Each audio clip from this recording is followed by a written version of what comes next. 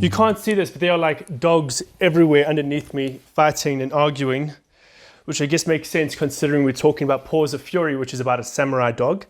But yes guys, today we're going to be talking about Paws of Fury. Thank you so much for clicking on this video. It really does mean the world to me that you're willing to sacrifice a few minutes out of your day to consume my content. I really do appreciate it.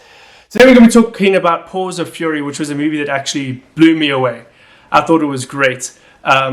I went in knowing absolutely nothing other than the fact that it was an animated movie, and I had actually a fantastic time watching it. I thought it was funny. Dogs are everywhere. I thought it was funny. I thought it was clever. It had a heartfelt message. So ultimately, let's break down this movie. Let's look at the good. Let's look at the bad. Let's analyze the story, and let's try to figure out why I enjoyed it so much. But yes, Paws of Fury is ultimately about a dog who wants to become a samurai. And he wants to become a samurai, which is, you know, something that dogs just can't do. Only cats are allowed to be samurai in this world.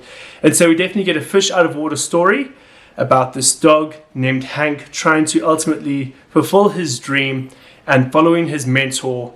And yeah, that's the basis of this entire story. It's a fish out of water story, but it carries some really heavy themes. I mean, we had the theme of alcoholism explored in this movie, which I was not expecting to see in a child's animation. We also had the theme of racism brought up, but like discreetly. I mean, we're living in a cat versus dog world. You can easily apply that to what we're experiencing now in the world today. So yeah, this movie tackled some heavy themes, but at the same time, it was just hilarious. Not every single joke landed, but it was funny.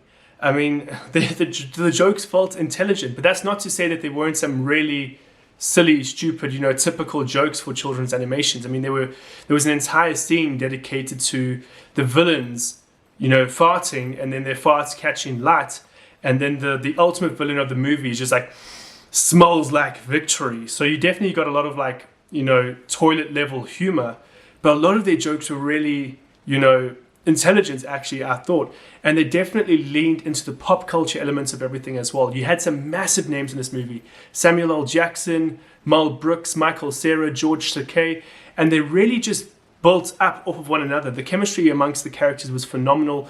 Ricky Gervais was also in this, and so we had a lot of pop culture references. I mean, like, they found a way to make Samuel L. Jackson's character drop a PG version of the F-bomb, which I thought was a lot of fun. George Takei with the "oh my," he said that a few times as well. So there were a lot of like really interesting jokes from a pop culture point of view, but then even visual gags that were really, really funny. Jokes about Zen gardens and, you know, running for your life and making sure you don't, you know, leave any tracks in the Zen garden. There was just a lot of things that I found really funny. And it just had heart as well. We ultimately, I know I brought up the fish out of water story, but there's also a story about never giving up, about staying true to yourself, about looking out for your friends, not seeking fame, but rather doing what's right. These are all themes and topics that I think we need more of today. Very often the movies we talk about and the movies we watch, their messages are surface level at best. And, you know, for an animated comedy, this movie actually made me think quite a bit about the deeper level, the deeper stuff. So yeah, guys, honestly, I have to say, if you are looking for a good time, a good, funny, intelligent animated movie, I would definitely suggest that you check this movie out, because it's not just like, I know we just had Minions 2, The Rise of Gru come out, and a lot of that felt very surface level on the fact that it's just like, ha ha ha, banana, Minions. This movie, actually, there's a lot that you can, oh yeah, the dogs are going crazy. There's a lot that you can actually reflect on in this review.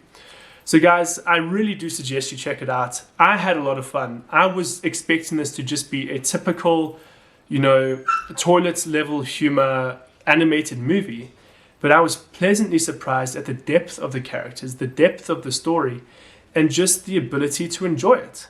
I was in a very bad mood today when I went in to go watch the movie, and I left it in rather a chipper mood. I was quite happy. I was really excited. I was having a lot of fun. And I think that's the best type of movie. One that can take you out of your current circumstances of reality and put you in a place where you're just having fun. But guys, thank you so much for watching this review. If you enjoyed it, please subscribe to my channel, give this video a like, and I hope to see you again in another review.